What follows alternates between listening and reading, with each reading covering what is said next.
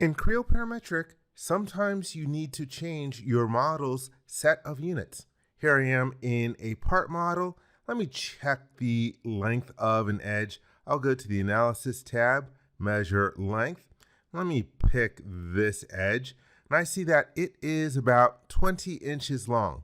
Well, I don't want this model to be in inches. I want it to be in millimeters.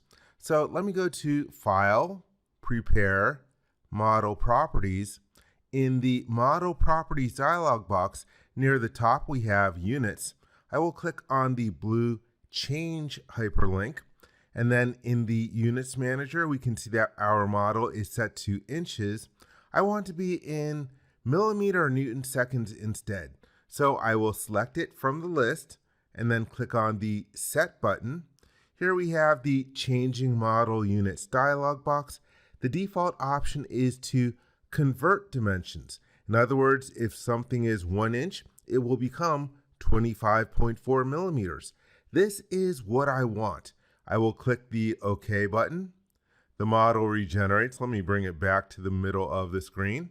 This is good. I will close the Units Manager and then close the Model Properties dialog box. Let's check that edge length now.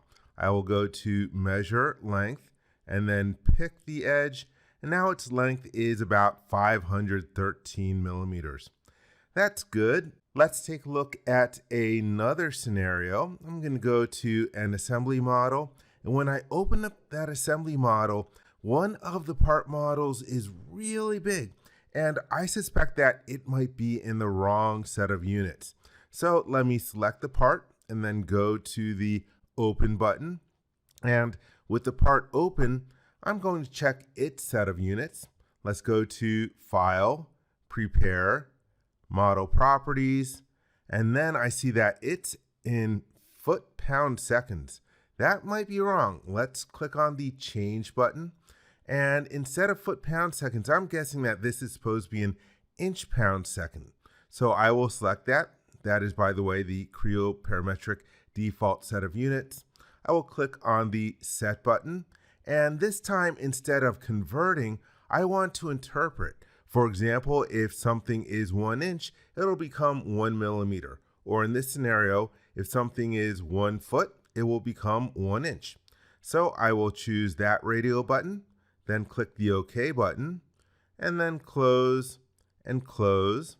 Let me hop back over to the assembly model. And now that part model is a much more appropriate size.